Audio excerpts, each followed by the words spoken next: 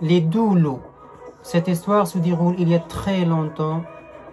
En ce temps-là, les loups vivaient nombreux. C'est l'hiver, dans le Grand Nord, et dans cette région, ils étaient respectés. Un soir, un vieux sage amérindien et son petit-fils discutaient devant le feu. « Grand-père, il y a un terrible combat dans mon cœur, » avoua le garçon. « Deux loups vivent en moi et s'affrontent.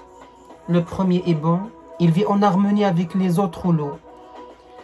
Il est rempli de joie, de confiance, de compassion et d'amour. Il ne veut de mal à personne.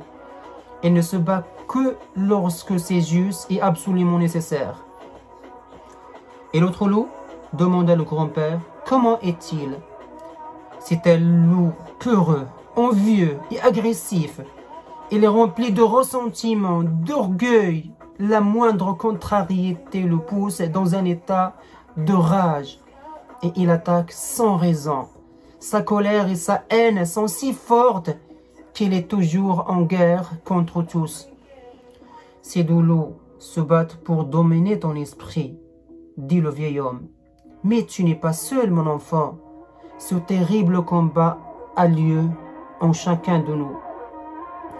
Lequel de ces loups va gagner, grand-père? Celui que tu choisiras de nourrir, mon garçon.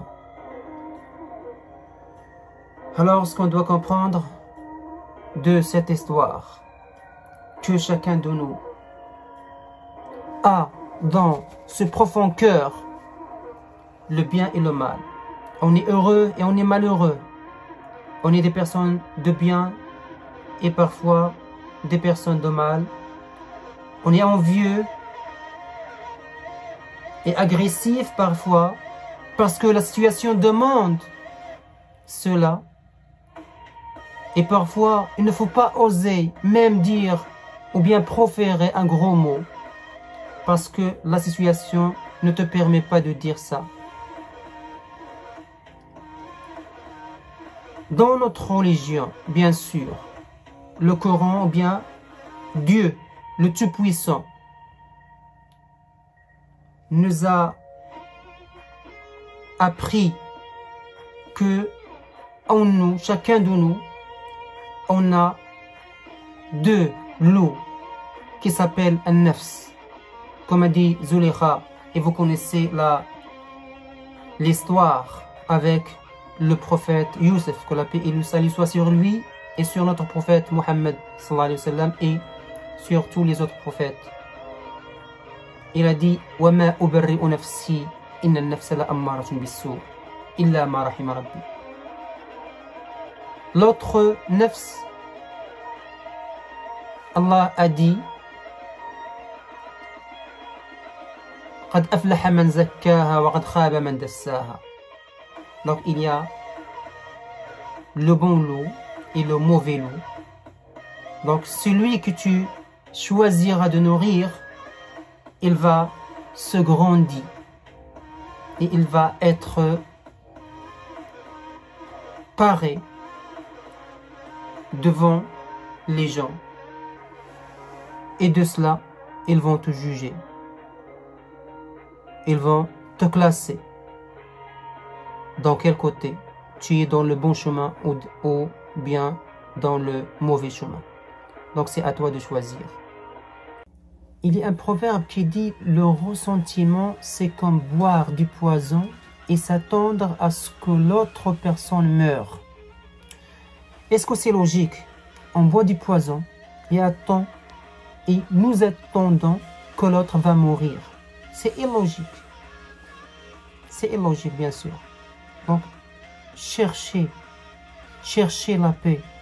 Changez l'endroit où il y a des personnes qui vont poisonner ta vie, qui vont te faire ressentir du mal. Donc, à ces moments-là, tu dois quitter l'endroit. Tu dois quitter ces personnes-là et tu vas chercher de la paix. Tu vas chercher de la paix.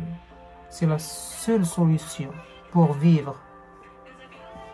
Cette vie qu'on va vivre une seule fois. Donc, on est responsable, on est grand, on est responsable de notre vie. Donc, si on n'aime pas quelqu'un, si on n'aime pas une personne qui va nous pourrir notre vie, qui va pourrir notre vie, donc à ces moments-là, on doit se retirer. On doit changer la situation, on doit chercher des personnes de bien, on doit vivre en paix, on doit aller voir nos amis, nos frères, nos sœurs, nos familles. On doit changer notre mentalité aussi parce que c'est dans notre esprit où se déroule toute situation, bien ou mal, heureuse ou malheureuse, bonne ou mauvaise. Donc c'est à nous de choisir dans quelle situation nous voulons vivre,